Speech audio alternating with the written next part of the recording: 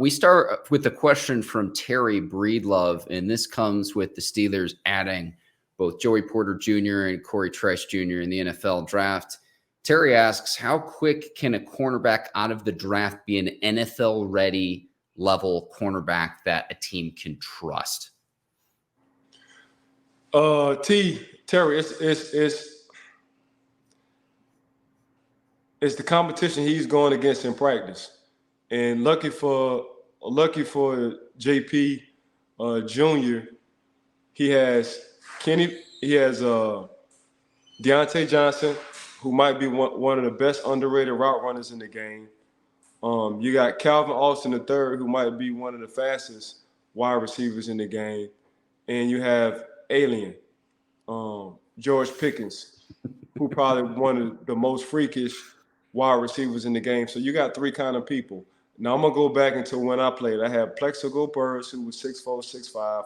I had Hines Ward, who was probably the toughest multi-wide receiver you can never go against. And I had Antoine Randall L.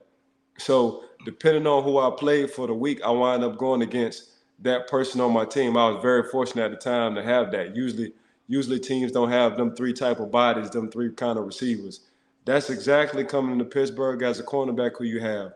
You have a freak in George Pickens. You have probably one of the best route runners in Deontay, and Calvin Austin III, probably one of the fastest guys in the NFL once he gets back healthy.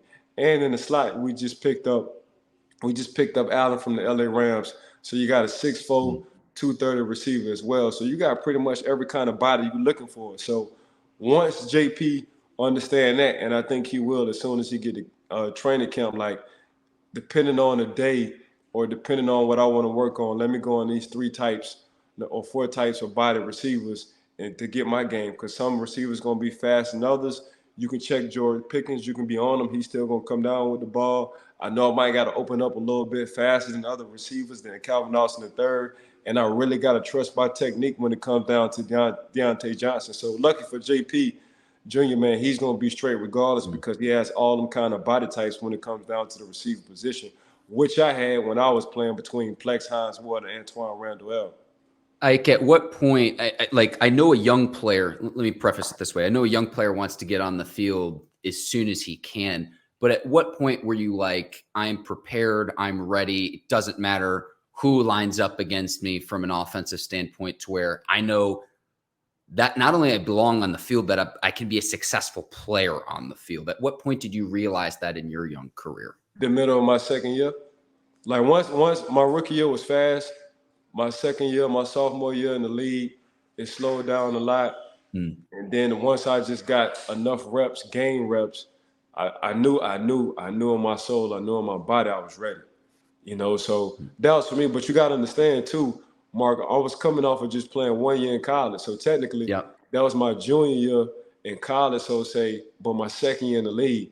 These guys, you know, JP Jr., he been playing corner damn near all his life, you know, so he's going to be a step ahead of me because he's been playing that position longer than me. So his transition might not have to take him to the second year like how it took for me. He can just get it in training camp because he's getting the first or splitting the first team reps right now in OTAs and mini camp. So by the time he get to training camp, which he's been in training camp since he was small, working with the Pittsburgh Steelers, so they ain't nothing but home for him. So once he get in training camp, get his reps, get his feet underneath him, understand how the system's going to go, he can get that ASAP. You know, for me, it just took longer because I only played 1 year in college. Well, you played the 1 year in college and you were a running back. So your rookie year with the Steelers was only the second year you played corner, correct? At least full time. So I played. So full time was my senior in college. That was my full time. That was your first. That was your first year. Correct. And that's unbelievable. See, Ike, you're not like the rest of us. I'm sorry. Go ahead. Thank you. The only coverage we played was man. You know, we might have sprinkled a little bit cover 3 in there, but for the most part, we played man. We ran that 4-4. We ran that 4-4. Me and Charles Tillman ran that 4-4 defense with Coach Garrett Bartell, and it's you on him and you on him, and you let the linebackers and the two safeties work. So that's pretty much what was all for me. I ain't know no better, but man, once I got to the league, you know, you talking about 5 zones, cover 2, cover 3, cover 4, and I'm like, man, what the hell going on? So that's that's what got me. So just leaving it. Then Dick LeBeau understood what was comfortable for me, and he was like, you know what, I'm gonna run man because I got a guy. That's all he wants to run. So let's start finding us man corners when it comes down to the draft. So that's exactly what it was, you know. So JP Jr. he gonna get it ASAP because he's been doing it. He's been around the game. He's been in the locker room. Mark, he's been on the big stages, around the big stages, winning Super Bowls and blase. So JP Jr. gonna be straight. But that was the transition for me only because I played 1 year at corner. One thing I noticed with what Omar Khan did in this draft too, both Joey Porter Jr., Cory Trice Jr. as well, like they're bigger corners as well. They're not undersized at all. They're both 6 foot plus. So it's just something I've noticed here in terms of how the NFL is changing. And it's like, I think I heard you say this. I know Mike Tomlin has said this too, almost like avatars in terms of the length. You get the size and the speed, and being able to jam a receiver at the line of scrimmage, being able to play off whatever style you want to play, you're able to do that with bigger corners, because if you want to play man, then you got to throw over the top and you get a long reach with the corner versus, say, a corner that's a little bit more undersized. That window is just a little bit bigger, that catch radius for a receiver. Not to say that young corners or undersized corners can't get it done in the league, but Right. It's something that I'm noticing with what the strategy was with the type of corners that the Steelers brought in this offseason. You play for your division.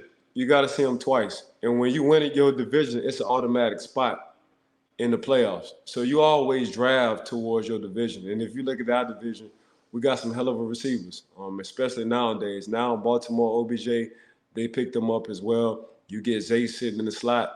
Then when you go to, you still got Cooper sitting over there with the Browns. Then, they got probably one of the best trios in the NFL, the Cincinnati Bengals, between T, Chase, and I'm missing my slot. Boyd. T, Chase, and Tyler Boyd. Yep. So yeah, you always draft for your division, always, because you see them twice, and that's how I was raised. We're always getting corners to play guys in your division. You win in your division, regardless of what you do outside of your division. You can have a bad record outside your division, but hell, if you go 6-5 and 0 in your division, that's an automatic berth when it comes down to the playoff spot. So, and that's what they went back to. They went to young, tall, physical receivers. The ball had to be thrown perfect. If you want to go deep, the ball got to be thrown perfect. If that avatar is close to one of those receivers, he can easily get his hands in there and knock the ball out. If he's in good position, he gonna pick the thing off, Mark. So that's all we do. When you're talking about from a GM perspective, you always draft them for your division, because that's all you talk about from a front office or a scout standpoint. Man, who can I draft to help us in our division, and what's the personality gonna be like?